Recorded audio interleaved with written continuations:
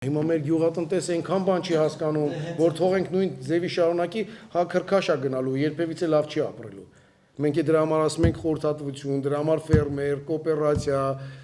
MTS, նոր տեխնոլոգիա, շինշիլա, կաթիլային, ինտենսիվ այգի, որպեսզի այս ամեն ինչը փոխենք, սենց չի կարելի շարունակել։ Եկեք հիմնադրամը սարքենք այն ինստրումենտը, որը որ մենք ֆերմեր ենք զարգացնելու, կաթիլային, ինտենսիվ այգի, լիզինգ ենք անում, խորհրդատվական ծառայություն ենք անում, Գյումրի սելեկցիոն կայանում, ինչքան գումար, ծախս, հող ենք դրել։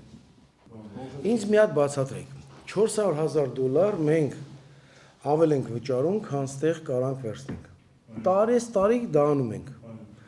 Ինչի մենք առ այսօր մի հատ հաշվարկ չենք արել, ոնց անենք, որպեսզի կախվածությունը պակասացնենք, անդադ ասում ենք իմպորտը զամիշենի, մի հատ նայեք Հայաստանը ինչ ա ներմուծում, դրա դիմաց ինչ ենք կարող անենք, չէ՞։ Գնում ենք պամիդորը նայում ենք, չգիտեմ, այն մյուսը նայում ենք, ինչի սերմը չենք նայում, եթե ունենք սելեկցիոն կայան։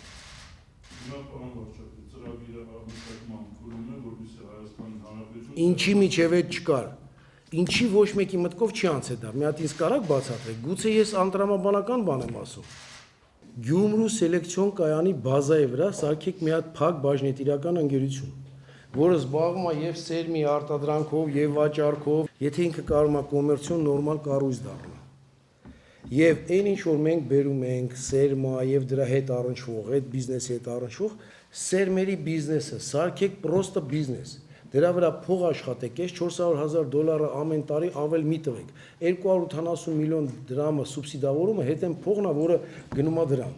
Եթե մենք ունենք Գյումրի սելեկցիոն կայան 170 դրամով, ընդ է աճումը, ինչի՞ չենք մտածել դա մեծացնենք։ Ես չեմ հասկանում պրոստը։